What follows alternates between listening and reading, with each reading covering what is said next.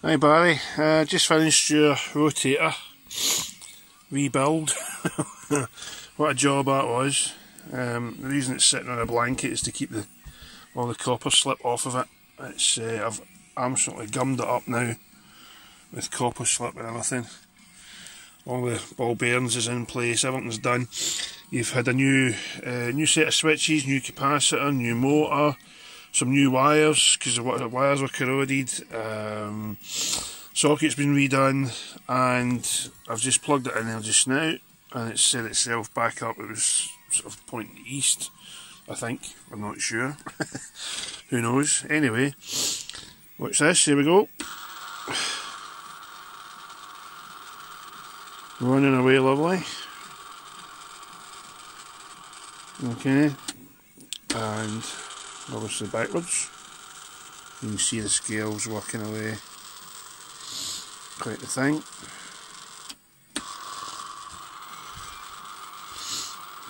Let's swing it right round.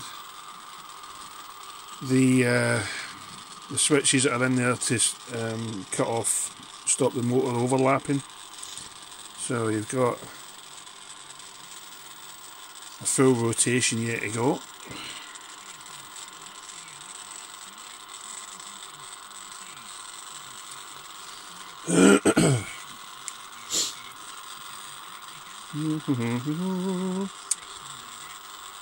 Just done a full 180 already. It's not making a lot of noise either. I don't know what the camera's like picking the noise up, but it's certainly not making a... Certainly it's a lot quieter than my own one.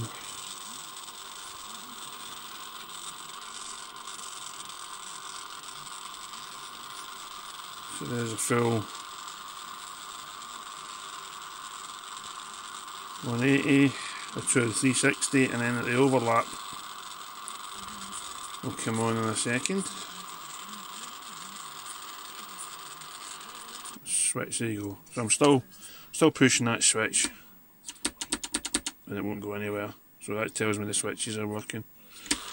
And back round the other way. Doodly doodly doo.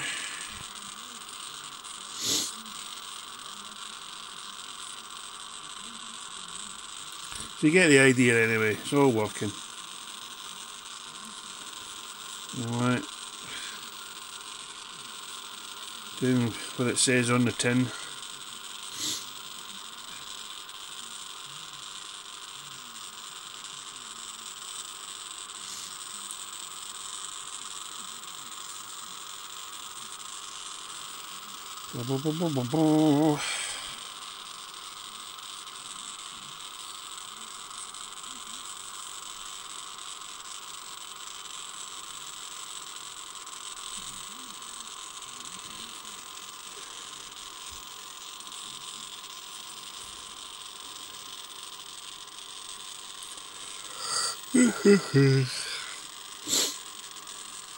So the gearbox was all greased up as well, cleaned, everything was cleaned up, all the rust was taken off,